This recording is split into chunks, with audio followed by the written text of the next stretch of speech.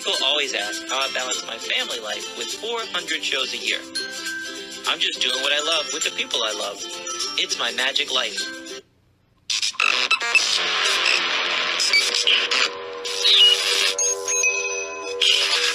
I like Wes Iseli. I like everything about him.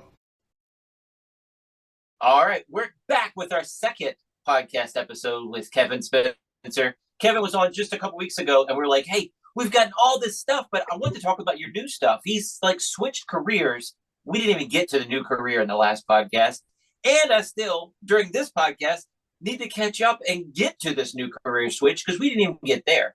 So everybody, it's Kevin Spencer, part 2. What's up, buddy? Part 2. Hey, I'm excited to be back. Thanks for having me. Dude, I was listening. I was out there. I got blisters today. I have hiking trails, and I was raking the leaves of my hiking trails, getting it all good and fresh. And nice. I was listening to our podcast, and there's a couple things that happened. Well, before we even get into the notes here, lots of great feedback on your last time you were here.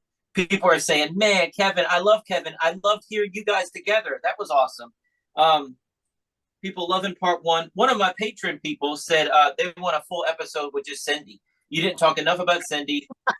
What is Cindy up to, and can we get her on the podcast? That's from one of my patrons on Patreon. So sweet. I don't even know. You know what? Can I just say how much I love that? You know, Cindy and I worked so much as a team when we were on the road. And I think so many times the women in magic have a tendency to kind of get overlooked because the men just are kind of the main focus. We were the Spencers, Theater of Illusion. We were so much a team. And so whoever said that, thank you so much for just acknowledging that we wouldn't have had a show if Cindy hadn't been such a major part of what it is that we did. Well, and I think even Natalie, we did a podcast last week with a comedian. Great guy, become really good friends with him now. And she's like, yeah, I just laid back during that one because you were so going. But she is that way. I'm very out there, and she's kind of likes to sit back. But I want her in these conversations because sometimes I blank out. Sometimes I can't get the word. But also she knows magic. She knows we have the same hobbies, we have the same interests. We're definitely, like you guys, a team. I mean, yeah. It's Wes Iseli's Magic Life just because I was trying to brand everything that way. But even episode Wes 1 Iseli's of the podcast. But you bought me. Oh, I know. That's because you already named it. But I told him he needs to change it to Be Iseli's, but he won't do it. There you go. That's part 3, Kevin. We'll get into that later on. But anyway. So let's start out this podcast with asking about Cindy. What is Cindy up to nowadays? What is she doing? So, you know what? She still keeps me organized. When we were on the road, yeah, and I imagine, Wes, you're probably very much like this. I'm kind of that big picture guy. I like to see where are we going? What's the show going to look like? Give me that big picture. And Cindy is the detail-oriented person. She says, okay, I see the big picture, but how are we going to get there? And she's the one that kind of sat down with the rest of our team and just managed all of those details. I used to joke around with my crew because when we would move into a theater with that crazy big show, I didn't really have a voice in what it is that we were going to do in the show because the crew had to be able to fit all that equipment on the stage. And if the stage was a little too small for what we needed, something had to get cut. So they would come to me before the show and they would say, okay, here's what we're doing today. And you know, there would be times they're like, what? We're not going to do this. Well, we can do that, but you're going to have to cut 2 big illusions in order to get that one big illusion on the stage. Oh, well, okay. So Cindy really organized that show. And I used to tell the guys, I sign your check, but you really work for Cindy. And they're like, okay. So that's exactly what she's still doing today. She's still keeping me organized. That sounds so much like us. We just did a Mohican Sun, and we were talking to the guy that got us the gig out there, and he's like, Wes, where do you want this? What do you guys need? What is your set? Talk to her. And when we did the Arlington Draft House, and a magician friend was in the audience, and 20 minutes before the showtime, Natalie's writing out a set list. And he's like, you don't know what you're going to do? She's going to tell me what to do, and I'm going to do what she tells me to do. But what I try to explain to them, because they don't know, if they do kids' birthday parties, that's all they do. They only know that show. That's all they know. We have all Right. this material we can pick and choose from. So think about Billy Joel or whoever your favorite singer is putting a set list together that night. We know we have all these albums that we can pull from and pick material from these different tracks. So that's what she does. She totally writes that for me. I don't want to do that tonight, or that wouldn't be good here because of this, or because you'd have to get somebody up of. She figures all that out, and then Or I can't be here and there at the same time, so you can't do that trick right after this trick. So we got to switch things around. that's another thing. I don't know what she Yeah. does behind the No scenes, man. idea. Yeah. So she's like, I Oh. can't do it because I'm stuffing the animal and I'm reloading the silks for that next trick. You can't do that trick behind that trick? Well, I guess we never have done it that way. Yeah. Okay, yeah, all right. She knows. Yeah. Yeah. During intermission, she gives me a checklist. Wes, you need to set this animal and do this because she's out selling merch. Yeah. So I'm Yeah. backstage hanging out. Yeah. They Yeah. keep us organized. You know, I think the way we kind of started to wrap up the last time we talked, we were just kind of transitioning out of the college market into the performing arts industry. The show had gotten too big for the college market anymore, and we really wanted to be in this place of theaters and performing arts centers. And we had scaled the show to that point. But you know what? It's more than just scaling the show, and you will totally relate to this. It's not just scaling the show to work in a performing arts venue. It's also having the experience of working in front of audiences so that when you get on that stage of a performing arts center, it's not an act, it's a show. It's a production. And so we were able to come in from the college market, from, you know, the magic of Kevin and Cindy Spencer to the Spencer's Theater of Illusion. And now everything about the show grew and changed. Now we required a crew because it was too big.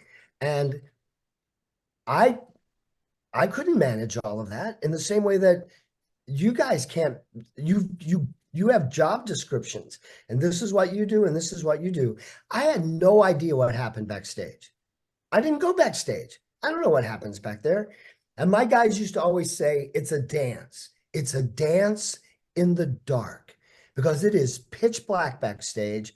And they had to move in the same patterns every night so that they wouldn't collide in the darkness. They would know, oh, when I get to this part of the stage, she goes this way and I go to this way. I mean, it was a dance back there. And the beautiful thing was that dance, when those curtains opened up and that illusion was in place and the backdrop was in and the haze was there and the intelligent lighting kicked on, you would have had no idea how much happened behind that curtain before it opened up. Because to the audience, and that's where it should be, right? For the audience, it should be magic. The curtains open and there it is. Yeah. But also, as the magician, you're in front of the curtain. You are putting on a show. You are giving everything here. Your brain can't be thinking about what's going on back there, because that'll take you out of that moment. So that's something that laymen, because we have magicians and laymen watch the channel, they don't realize that to be really good, you have to be in the moment. When you're going through the motions, the audience can feel it. You don't want that. Absolutely.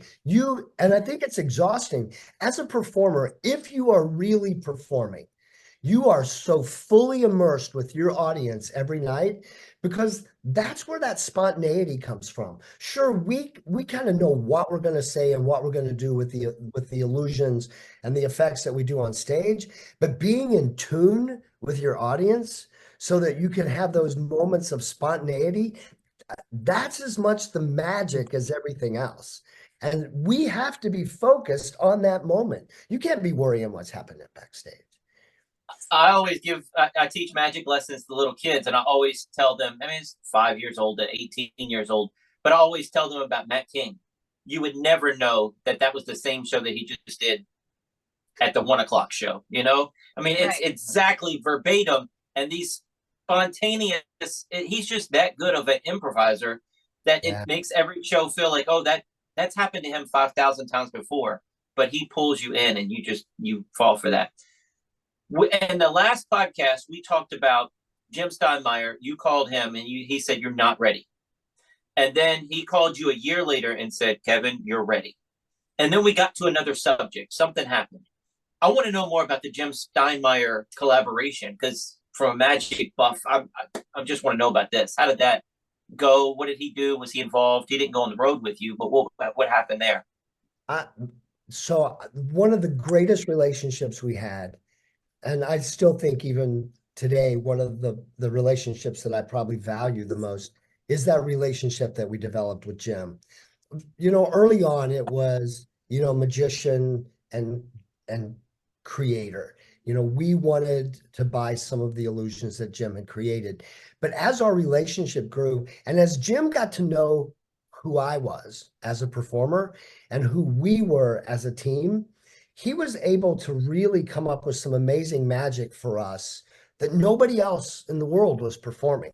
So it was really cool. I have a really vivid memory of Jim calling me and saying, I have a question for you. How would you like to walk through a wall? And it's like, what? I mean, I'm a magician. Of course, I would love to walk through a wall. And so he laid out this whole thing of like how he could create this very 21st century version of what Harry Houdini had done on the stages of Broadway in 1914. And the more we talked about it, the more excited that we got. And then it got built. We went out to Willie's to take a look at it. I mean, that whole process of just from his imagination to the paper, to the prop, to the stage is I think is as magical as what the audience gets to see. The other great thing about Jim is because he knew me or knows me so well, he could also help me hone what it is that I wanted to say. Uh, as you can tell, I can talk a lot. So in a show, you don't want to like keep your audience going and going and going and going. You want to like, this is what I want to say. And Jim was great at being able to help me put that really concisely. This is what you want to say. Yes. And it got to the place where not only could he help me really make it concise, he knew the kind of words that I would use. I mean, he knew the way I would talk. He knew the way that I would think. And so we were really, really privileged to be the first to bring a lot of Jim's illusions to the stage. We were the first to bring audience acupuncture. I'm trying to remember what these things are really called based on what we used to call them. Right. Modern art, wind shear, walking through a wall, the invisible lady, the ring box, puppet theater. Gosh, I don't even, there's so many more that we were just really privileged, honored that Jim would say, hey, I think this is a good illusion for you. And we would and just go from there. So I have a Facebook group for the podcast, and I also run a magicians group that has videos. I put your walking through wall up the other week, and people are still going crazy over it. Do you have videos of those other tricks? Of like, I know your wind shear is on your promo, but you have a video of you doing all those other illusions as well? We do. I think I have like a full version of wind shear from either the Asia tour or the Europe tour. I'm sure we've got the invisible lady from Europe. I think we do. It's been so long since I've even gone back and looked at any of the old video that we have. I mean, what is the effect of the invisible lady? What is that effect? So this is definitely a Steinmeier creation. The more our relationship grew with Jim, the more he wanted to pull us away and we wanted to pull away from that traditional idea of boxes on the stage where every illusion comes out and it's just another shaped box. And so Jim wanted to kind of change those things up and get us away from boxes. So the invisible lady was it was definitely a personality piece and definitely a personality piece for Cindy. So what would happen is we would end the first half of the show and I would come out and I would thank the audience for being there, tell them that we have one more. And so it was kind of a version of backstage, backstage with the magician in a really different sort of presentation. It was a round platform that sat maybe 18 inches off the ground, and it had a set of screens, folding screens that would sit on the back, and another set of folding screens that would sit on the front. And then there was a top.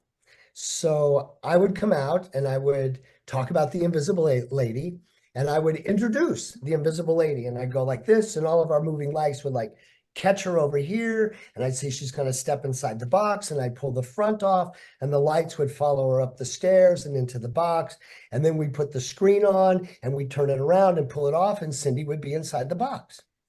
And then we would come forward and take a bow, and then it would be that whole idea around, oh, you've been such a great audience, we're going to do it again. And this time we're going to do it again, and we're going to turn it around so you can see what it looks like from behind. And so then we would and this is where like the great bits that Jim worked in of comedy, and Cindy really played them up, where you have robes. So the screens are covered with this crazy fabric, and now Cindy puts on a robe that matches the fabric. And she goes to the side, and she's kind of huddled down, and we do all the same moves. Now we're doing it from behind. So as I go, the invisible lady, I pick up the screen, or I don't, one of my guys picks up the screen, and as he carries the screen across the stage, Cindy is hiding behind it in the robe, but she's in the same colored fabric, so you can't see that. She jumps on the back of the prop, and she goes in through a slit of the curtain, and then I take the screen and put it on the front. We spin it around, and this time when we pull it off, it's not Cindy. It's one of my crew guys. It's the very same crew guy that you just saw carry the thing out. And now Cindy's completely gone. It's like, where is she? And then she appears sitting in the audience. And so it was a really strong way to kind of end the first half of the show. Yeah. Wow, that's awesome. Yeah. That is awesome, man. So, so he just helped you. Editing is so important because, like I said, we just had a comedian on. You start rambling and trying to describe tricks and just go, go, go. It can be that you can have a trick like that be that awesome, but you can kill it just with you. I like the magic, but boy, that magician, I don't know. Yeah. So the scripting and editing is super important. So he helped you with that. He gave you some illusions, and you guys had this partnership through the rest of that part of your career. We did, right up until the very end. We used to joke around and say that we were like the Jim Steinmeier catalog of magic, of all the magic that you hadn't seen. And yeah, it was fun. It was just such an honor to be able to work with somebody like him, to work with somebody like Willie Kennedy. It was, like I said, it was that full circle, right? Because both of those guys used to work with Doug. So for me, it was that full circle of coming to that part of my career where now I have this opportunity to work with Jim, and I have this opportunity to work with Willie. And Jim was incredibly instrumental in helping us hone a lot of things. And Joni Spina. I think the two of them, we worked with Joni. Joni was our director for about 12 years. And then Explain Joni Spina to non-magicians and my wife. I don't think my wife knows who she is and who she worked with prior to you, and a million other people. Yeah, Joni was David Copperfield's lead assistant for I think 11 years, and very much a creative force behind a lot of the presentations that David did with his illusions. I think what Joni did for us is she refined us. You know, it was just like movements on the stage became intentional and became directed. So I remember my mom and dad coming to see a show, and then we worked for a year with Joni on some new illusions, and then my mom and dad coming back to see the show, and my mom coming up to me after the show and going, wow. She didn't know we had worked with Joni, and she's like, wow, that was so good. I can't quite put my finger on what was different, but that was just so good. And that was Joni. Aww. Because she just, she was good. She was really good. But no dancing. No. You guys never danced. No. Joni told me, you're not a dancer.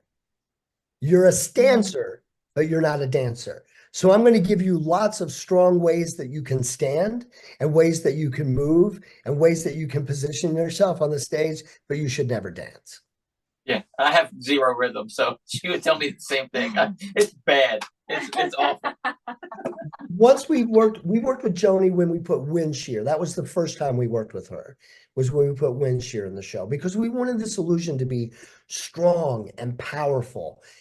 We wanted it to be kind of a rock star moment in the show. So she really helped us on me getting through the fan and what kind of poses to hold and how to hold those in a really, really strong way, how to come through that fan and hit that power pose and walk to the front edge of the stage and kind of command the audience. And that ended up being the finale to our show because it was so strong. And I would hit that final pose at the end and those lights would go and the audience would go. I mean, it was like such a powerful moment. That's awesome. Wow. All right, so let's talk about, so you're doing all that. You had everybody working with you. You're on the cover of Linking Ring magazine. I got a cover of you in my garage with all my other magazines. It's not for cars. I have props down there. But Mum magazine, you're on the cover of Mum. Everybody in Magic's raving about you. Everybody says all these great things. You're a local boy, so all my local clubs are always saying, yeah, but you see Kevin do it. Yeah, but you see Kevin do it. And then all of a sudden, you do a career shift. And from outside looking in, you're on top of the world. You are regional David Copperfield to us. You are on par. What the heck happened? What happened? Mm-hmm. So Kevin, seriously, I don't know the answer to this. So I'm asking, what happened? What was the switch? Our career, we had an amazing career. We still have an amazing career, but Magic gave us so much. We were so fortunate to work with amazing people, to actually be able to perform in some of the most spectacular performing arts centers around the world. I mean, it was, who gets to grow up and do this, right? Who gets to do this? And every day we would pinch ourselves like, this is what we get to do. But I had started working with kids with disabilities and discovered how Magic was such a powerful tool to not only engage them, but by teaching them a simple little magic trick, being able to work on their cognitive skills like recall and memory and sequencing, their motor skills, both their gross motor skills and their fine motor skills, their communication skills. And because kids with disabilities don't often have many positive social experiences, you put a magic trick in their hand and allow them to perform that trick for somebody else, that feeling that you and I know how that feels, all of a sudden you see this kid, like the chest comes out and they're so confident and they're so motivated and they just want to learn another trick. And so my whole focus just is shifted. And I think a lot of that was because, I had this really amazing experience of being able, one summer I taught in, I want to get this right, I think it was 11 cities in 9 countries in 12 weeks, I think is the way it went, something like that. And it was all working with kids with disabilities. And I came back from that. That was 2013. I came back from that trip and I was tired. And, Cindy says to me, hey, what's going on? I said, well, I just think I'm a little jet lagged. I said, I need a couple of days. And so a couple of days later, she came to me and she says, what's going on? What are you thinking? Tell me what you're thinking. What's happening in your heart? And I said, I don't think I want to do this anymore. And we were in a really good place because this was 2013. We already had 2 years of contracts booked in the performing arts market.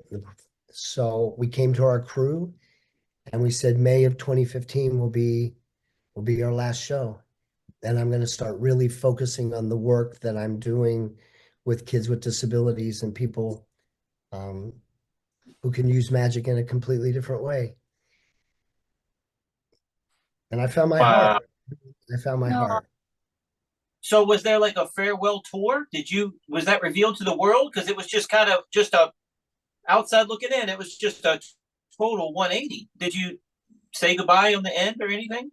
We didn't. No, we were just done. Wow. And it was kind of Wow. crazy because that was the same year that we received the Melbourne Christopher Award from the Society of American Magicians. I had just had a cover on Magic Magazine and spoken at Magiclife. I mean, from the outside looking in at us, we were peaking, right? We were at the like pinnacle of our career. We've been riding this amazing wave, and uh, and then we were gone. Yeah. Yeah. Yeah. I know. So But you I can't. found your passion. Your Yeah. passion has always been magic, but you found your passion within magic, which was even bigger, which I think is amazing and a driving force. So Kevin, I think I've shared it before. We started a charity called Magic a Giving Project, which got all like as soon as we bought the rights and did everything and got the lawyers involved and all that stuff, pandemic, and it was just keeping up with the paperwork and everything. It's just forget it. We'll just go out and do charity stuff.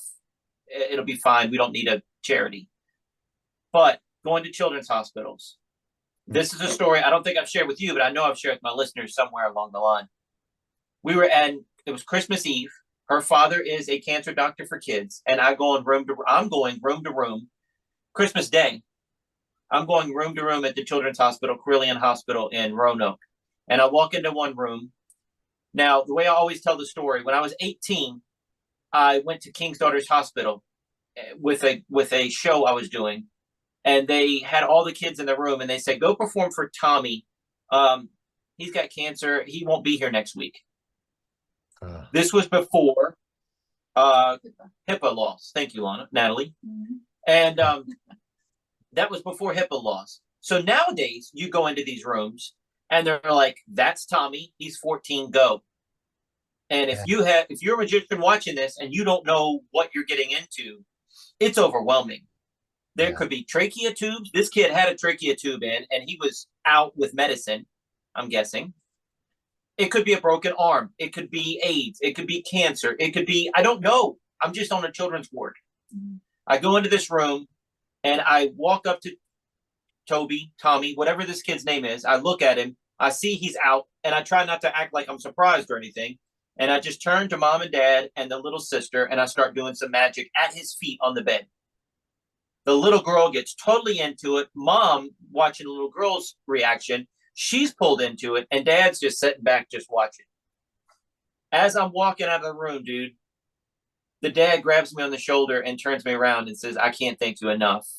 My kid was sleigh riding on Christmas Eve, and he broke his neck. He'll never walk again. And we just got the news 20 minutes ago.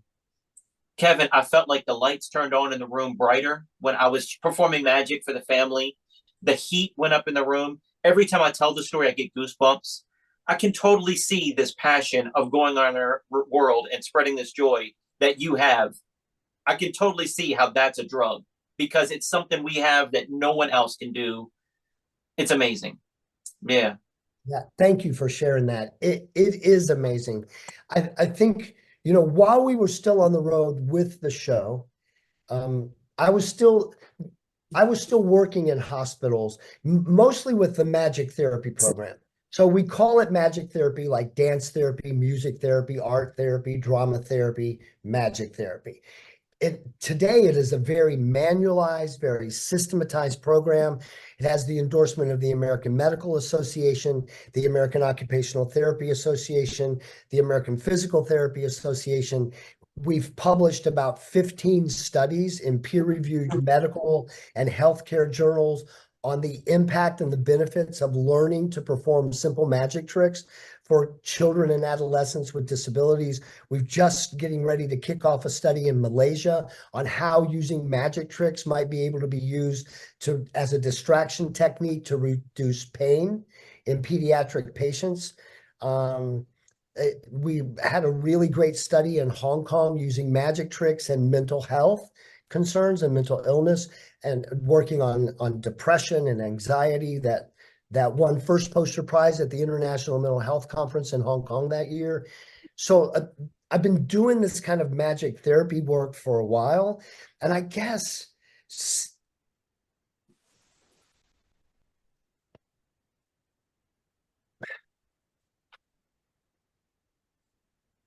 you can only stand in front of an audience for so long and get applause, right? I mean, it would just be one more night of having a couple of thousand people clap and go. But there's just really something powerful about that moment that you had when a kid looks at you and does that trick and says, I'm a magician too. It's like, yeah, you're a magician too. And that is pretty life-changing. And so for me, it was an easy transition. We probably could have maybe managed it a little better within the community, but Cindy and I were, I think we talked about in part one that, I grew up very rural, not connected to a magic club, not connected to a magic shop, any of that sort of thing. So I always felt slightly outside of the magic community anyway. Because our focus was not on whether we're going to perform at the IBM or the SAM or any of that. It was just like, we just want to do a good show for the people that buy tickets to come and see us. That was what we wanted to do. And if magicians came, great. That's great. But if they didn't come and they didn't know who we were fine with that too. We just wanted to do something that we loved for an audience that would appreciate it. So I think when it came time for us, where we made this transition, we didn't think about a farewell tour. We didn't think about letting magicians know that we were transitioning. It was just not something that popped into our minds. I'm making notes here. So what is it? So are you running is it a charity that you're doing? Is it just something that you're involved with? Was it prior to you? Because I know I mentioned in part one, and you didn't yell at me, so I guess it's okay to say it again. Project Magic, but yours is called Healing Magic. Ours is called Magic Therapy. Magic Therapy. What is Project Magic? What is Magic Therapy? What's the difference? Did one evolve from the other? So I was involved very early on with the Project Magic program with David and Julie and Ron, and it was a really great project. They were doing that mostly on the West Coast. Cindy and I started a project on the East Coast, and it really picked up. It worked well in our hospital. We saw great results with it in our hospital. And then we moved to a few other hospitals in Virginia. And then NBC4 out of Washington, D.C. caught wind of a local story that was on, Channel 13 in Virginia, Lynchburg Station, WSCT. And so Channel 4 calls and says, hey, we'd love to do an interview with you next time you're up in this area. So we ended up popping on to Channel 4. And once it hit that main, network affiliate sort of thing, it just kind of exploded. And we had a really great conversation with David and with Julie, with those guys at Project Magic. And they said, we think perhaps you should probably split and go and do your own thing. Because Project Magic was a well-defined nonprofit. And it wasn't in a place where it was doing what we were hoping to do. So we were encouraged by them to just kind of go on our own and to put that program together. I was really pleased when Project Magic had their 25th anniversary symposium. David invited me to come to Vegas and close that symposium out. I've had lots of conversations with him about the work that we're doing. And he's so supportive, incredibly supportive. And I think even proud of the fact that, this kind of idea blew up into something so big. So we do have a nonprofit. We formed the nonprofit in 2009, and it's called Hocus Focus. So it holds two different organizations. The Magic Therapy Program is the program that's really geared towards medical professionals. So one of the things that I do now is I am a research consultant and faculty at the University of Alabama in Birmingham in their occupational therapy program and arts and medicine program. So a lot of the research that I'm a part of actually comes out of the work that we do with the University of Alabama and Children's Hospital of Alabama. I also teach a course for Harvard Medical's Pediatric Sedation Conference on the non-pharmacologic benefits of magic tricks in pediatric sedation outside of the operating room. So that's a mouthful, but it just talks about the passive benefits of magic. When we teach a magic trick to a client, that's the active benefits. We work on cognition, motor skills, communication, social skills, flexible thinking. When we teach a doctor how to use a magic trick in a pediatric situation, now we're talking about a reduction of anxiety, building rapport and trust, increasing environmental mastery, providing opportunities for choice and autonomy for a child in a situation where they don't have a lot of choice. We've taken these simple little magic tricks and aligned them with medical procedures. So now a doctor can use a magic trick to explain how I'm going to cast your arm and it's going to heal. Or this is what it's like when we're going to take you to an MRI and there's a magic trick that they can say, let me show you this trick, and they walk them through what's going to happen. So it's visual, it's very oral. They get to see it, they get to hear it, and it's less frightening for a child. So that's the Magic Therapy Program.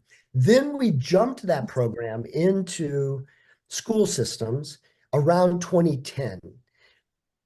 So I had only worked much the way the show was. Cindy and I really only performed, I shouldn't say only performed, but our audience was a very adult sort of show, sophisticated sort of magic. It was very family friendly. People could bring their kids, but in the market that we were in, we were really on those theater series, those Broadway series. So it wasn't the kind of show that a lot of people brought their kids to. So when we went into the Magic Therapy Program, I also didn't work with a lot of kids. I didn't work with any kids. I started with stroke patients with an older population.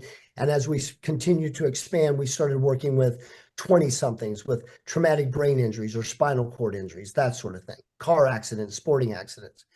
I was hired by a performing arts center in Miami to do 3 performances, and a donor had some money that they wanted to align arts and medicine. So they hooked me up with a major hospital system in South Florida, and they said, we want you to do a series of workshops for them. So I did one day with PTs, one day with OTs, and one day with speech paths. And on the last day, they said to me, can you model this for us? Can you go in and work with some of our patients so that we know how to use this? So I said, sure. So they take me into the rehab and I open this door, and sitting in front of me is this 9-year-old kid, a boy. And I've never worked with kids. I looked at this kid, I turned around, I walked out of the room, and I said, that's a kid. And they said, yes, we are a pediatric rehab center. And I'm like, totally missed that in the title. So I'm thinking, okay, these tricks are all research. This is going to work. Walk back into that room, sit down in front of this little boy, and I show him the first trick, and I get nothing. He doesn't laugh. He doesn't smile. He doesn't go, wow. He just looks at me, and he slowly leans into me till his nose is also almost touching my nose. And then he leans back and he sits down. And I'm like, I don't even know what that is. What was that? So I went to reach for my next trick, and he looks at me and says, wait, can you teach me that? I said, sure. So I gave him a piece of rope, and he says, where do I put my hands? How do I cross my arms? Now he's asking me all these questions, and he masters the trick, and he performs the trick, and he just starts to laugh. And so now I show him the next trick. And as soon as I show him this trick, he starts to giggle and he goes, wait, I can learn that? I'm like, yeah. So I give him the things, and he's asking me, how do I fold this? Where do I put this? How do I hold this? goes through all of the steps, learns the trick, performs it 5 or 6 times, laughing the entire time he's doing it. We work together for about 20 minutes. He's done. He stands up. He awkwardly slaps me a high five, and he walks out of the room with his occupational therapist. And I am sitting there trying to understand what just happened. What was this experience? And the little boy's dad had been sitting behind me. And as I was sitting there, I stood up, and as I turned around, his dad just grabbed me and he gave me this enormous hug, and he said, "That's the first time I've ever heard my son speak." Oh my gosh. It was the first time I heard the word autism. And clearly he was selectively mute. So he wasn't talking to his parents. I talked to a speech pathologist, and she said, "I've been working with him for a couple of years. I've heard him say about 15 or 16 words, but we didn't know that he had the ability to put those words together in sentences." Now, clearly, this little boy was talking to somebody, a stuffed animal, something. But this is the power of a magic trick. That little boy wanted to learn that magic trick, and the only way he could learn it was to engage with me. So he had to ask me questions. Yeah. And we have Dad, seen it happen. I have seen that happen hundreds of times over the last 15 years, where they just go, "Oh, that he's nonverbal." I'll go up to say, "Well, he's nonverbal." Okay. I don't even know whether to believe that anymore, because I've had so many people that say, "Well, they're nonverbal," and then the kid will say something to me. So magic is really, it's a very powerful art form that grabs our curiosity at the very root of who we are. And it can become incredibly motivating for a child, for an adolescent, for an adult. so I am not trying to take any credit for this. I'm asking questions. I swear I'm not trying to pump myself up. When I do my show, I have a lot of autistic parents say, "My kid won't sit through any show, but he loved yours." Do you think that's magic, or do you think I'm actually doing something? I'm going between scenes fast, or what do you think it is? Do you So I think think that they poo-poo him and put him, they pigeonhole him, they put him over here and don't expose them to magic? What do you think it is? So I think it's a combination of both. I think it's both the combination of magic. Magic in and of itself, is just not supposed to happen. That's not supposed to happen. So that makes it really interesting. And I would imagine that some of the things in your show are probably pretty bright and colorful, so they're easy to follow. You probably talk in a way that's easy for them to understand and pretty engaging, so you're able to bring them in. The only show that I do now is what we call a sensory inclusive performance. And I've been working really hard over the last 8 to 10 years with performing the same performing arts centers that I used to go in with this crazy show. We go in now with this sensory inclusive performance. So there's none of the things that would give them a problem, that would overload their sensory network. So no crazy lighting, no music, me on a microphone, under a general wash on the apron of the stage, and it's just magic. That's all it is. It's just me doing magic. And it's bright and it's colorful, and there's still that audience interaction that happens typically with children or adults with disabilities. That's really where the show is focused. But it's not a segregated performance. It's not just for those people.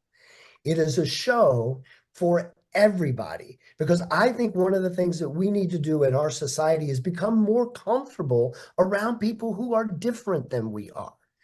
There is absolutely no reason why a parent should have to be justifying the behaviors of their child on the spectrum simply because you don't like the way that child behaves. That's not their job. Their hands are already so full dealing with the child. What they want from us is not just awareness, not just to be aware that autism exists or cerebral palsy exists or Down syndrome exists. What they want from us is to be accepted. They want to be a part of the same community and the same society we are. And they have hopes and dreams just like me and you. But we, able-bodied people, typically developing people, get in the way of them living their dreams because we don't accept them into our society. They're still so marginalized, just right on the outskirts. I saw something, TikTok, YouTube, something. It was just a short video. So many things Disney's been getting pooped on. They're doing bad things, whatever that is, Disney fails. One thing that it looks like they're doing well in is teaching the characters how to interact with people with autism and things. Yeah. This was the lady in the Star Wars attraction. She was some kind of, I don't know Star Wars that well. I love magic. If I have a choice to watch magic video or Star Wars, I'm watching magic videos. But like a colonel or something, she's got all these ribbons and all these awards going across her chest, and he grabs for her like this, like grabbing her boobs, but he's looking at the pins. Mhm. Sure. And she grabbed my chest like that for the camera, right? And she just grabs his hands and talks to him and holds his hands and just, because you want to touch that one, yeah, that's what that one is, yeah. And I'm a colonel. Look at that, and I'm here. He wasn't going for her boobs, but boy, he did the hand motions. Guiding where he Yeah, for the listeners, please explain what I just did. she's taking his hands and guiding where he touches instead of just letting him go.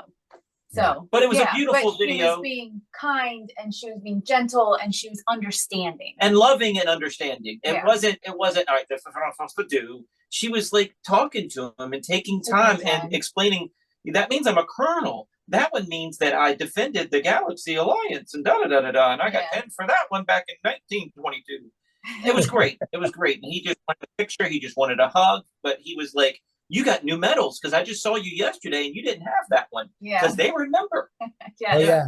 It was amazing. It was pretty good. So, no, that's brilliant. And I think we are getting better as a society. We've how we respond to people who are neurodiverse. And I think that's really important. The guiding, you were just talking about guiding. I think that's so important to gently just kind of take them and guide them. I have a really kind of, this is the main population that I work with anymore is autism. And the spectrum is so wide and so deep that you can have people who are very, very high functioning on the spectrum, and you can have people who are moderate on the spectrum, and you can have people who are severe and profound. So somebody who's high functioning may have great verbal skills, but may have, they may be able to talk, but they may be awkward in their communication and their social skills. You may have somebody in the middle that's moderately on the spectrum who still has good cognitive processes, maybe has language, but not as advanced a language as somebody who's more high functioning. And then you've got those who are lower, who are severe and profound, who are typically nonverbal. They have some pretty aggressive stimming sorts of behaviors where they use to bring themselves back into center. And those are the ones that we don't see in public quite as often as maybe the moderate and the high functioning. And the population that I work with the most are those moderate to severe and profound. So they talk about the spectrum. You can say something. I was going to ask what the difference is between severe and profound. Is profound even worse than severe, or is that just That's together? just kind of what they, together. Okay. I mean, I guess you could either use the word severe or profound, but normally they would say, severe and profound. Okay. So everybody says the spectrum. Is there 15 different categories, 50 different categories? What category is Elon Musk? Because he is high functioning, but you can tell something's wrong.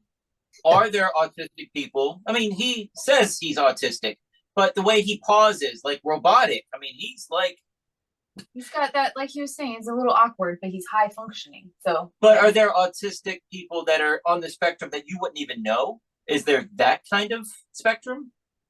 I think we've done such a great job now with early intervention. So when a child is diagnosed on the spectrum as a young kid, we can get, we've got great programs now where we can teach social skills. We can kind of improve those communication skills. And with a lot of practice, like all of us, practice our behaviors. I think you can become a very functioning adult. I know you can become a very functioning adult. Yes, Elon Musk is on the spectrum. He would be like high functioning on the spectrum. We all probably know people who have autism. All of us probably do. And most of our engineers are probably autistic. Most of our scientists and researchers are probably autistic, because they're just so focused and quirky, and their behaviors are a little odd. And you just use the word kind of robotic. Yeah, those sorts of movements. There aren't categories, because there is a saying in the world of autism that says, if you've met one person with autism, you've met one person with autism, because everybody presents so different. You're never going to meet two autistic people who are the same. It's just not going to happen. That makes a lot of sense. Mm-hmm. So you're dealing with mainly kids nowadays. You said I've got you in another hotel room here. If you're watching this, 90% of my people that watch the video, listen to this, are listeners. So that's why I'm trying to also explain. We got him in his, yeah, we got you in your bedroom again. We're not, if you're listening, he's somewhere else. He's in Florida. We're in Virginia. But so you're in Florida doing what now? You working with autistic folks again? And are you in another hospital, or what are you doing now? So this week I'm working with the Broward Center for the Performing Arts. So this is a client that I had when I was in the performing arts industry, that we would bring in that big theatrical illusion show. And as I transitioned out of that market, away from the show, I still have all these relationships with all these performing arts centers across the country. And they were so willing when I came to them and said, okay, so here's what's happening. Cindy and I are stopping the show. May 2015, that's it. And I had already been doing like 1 or 2 days of residencies with them. So I might be doing a show on a Friday night, but on Wednesday and Thursday, I'm going to come in and work in the schools with kids with disabilities, or I'm going to go work in a hospital with medical professionals, teaching them how they can use magic as a treatment modality. Excuse me. So as that started to overtake my passion, we came to our clients and just said, we're transitioning fully to this residency work. I don't know what it looks like. I don't know what this is. All I can tell you is that 25 years ago, when we came into this market, you all took a chance on somebody you didn't know, on a show you've never seen, and you trusted us. And we built this amazing relationship together over the last 25 years. I'm just asking you to trust me again. And they were like, okay, what do we need to do? I'm like, I don't know. I don't know what this is. I don't know what it is. And they say, okay, well, how many days do we need to book? I don't know. I don't know. And they would say, okay, well, then I'm going to book 5 days and we'll just figure it out. It's like, okay. And I had so many of my clients just come up and say, we'll take a week and we'll just figure it out. So now every week, my schedule is completely different because we still work that way. What do you want to do? I don't know. We'll figure it out. So months before I get here, they start the planning. Do we want to focus on education? Do we want to go in and do professional development training for teachers? Monday, I was at the Kravis Center in West Palm Beach. Again, another client from the Big Illusion show, but now they're like, we want you to come in and do a professional development training for the teachers in our district on what it means to create a trauma-sensitive learning environment. It's like, okay, I can do that. And then this week, it's like tomorrow morning, I have a training with teaching artists, a 3-hour training in the morning with teaching artists that work for Broward Center for the Performing Arts on managing student behaviors, how to take your art form and transition it in a way where you can teach both academic content and functional content. We talk about working with students through the lens of a trauma-informed approach. And then today, I worked all day today in a charter autism school with over 300 students I was there all day, so it wasn't all 300 of them at the same time. Small groups throughout the day, using magic tricks to engage them and teach them certain skills. Yesterday afternoon, I spent all afternoon at the Children's Hospital working with medical staff, teaching them a couple of magic tricks that they can use with the pediatric clients to reduce their anxiety, use them as a distraction technique, and help build some more trust between them. And then went room to room and did magic. Tomorrow afternoon, I'm in a school in Boca Raton, two schools, a high school and a middle school, working with high school students who have disabilities, life skills classes, social skills classes. I love this work. I mean, it's That's awesome. That's awesome. Fulfilling. So have you ever, you said you worked with adults, but did you ever do nursing homes or anything like that? Like people that had strokes and to help them out. My friend is a magician. He had a stroke. He couldn't use his left hand. I'm showing him Greg Irwin stuff. I'm trying to work with him. And we were doing all kinds of, he was a magician. So hold the cards in your hand, just palm the coin, just get used to, come on, man. Come on, man. We taught magic lessons to seniors, and we said it gives them a skill that their grandkids can't do. Now, Grandpa is cool again, right? Grandpa's doing magic for us. They want to be around Grandpa. It gives them a reason. They can teach the kids if they want, or they can keep the secret to themselves. Cognitive, the whole thing that you went over. Cognitive, the I'm trying to tell you, you can rattle it off quicker than I can. But to tell the story, so putting all this neurological in there and fine motor skills and all that for seniors is amazing as well. And that's a whole nother realm you haven't even started yet. Because we actually, when we started the magic therapy program, we worked with stroke patients first. That was the first group we ever worked with. Yeah, we worked with stroke patients first, and we saw such incredible results. The director of rehab saw such incredible results of the magic for the same reasons that you just said, right? This is a way for them to have a positive social relationship with their grandchildren. They can show them a magic trick. What grandparent wants to say, hey, watch me put these pegs in a board in the middle of rehab? But if they can show them a magic trick, and all the movements required to do those simple little magic tricks are the same movements required in therapy, they're just disguised. We call it stealth therapy.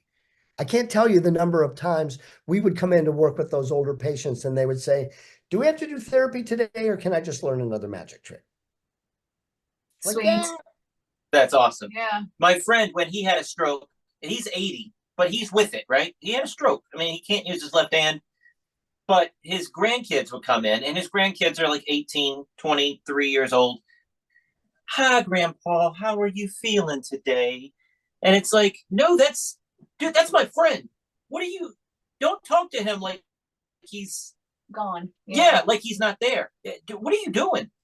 They told him, they said, since you've had all this happen to you, maybe you ought to do you don't think you're getting dementia or anything, do you? How's your recall?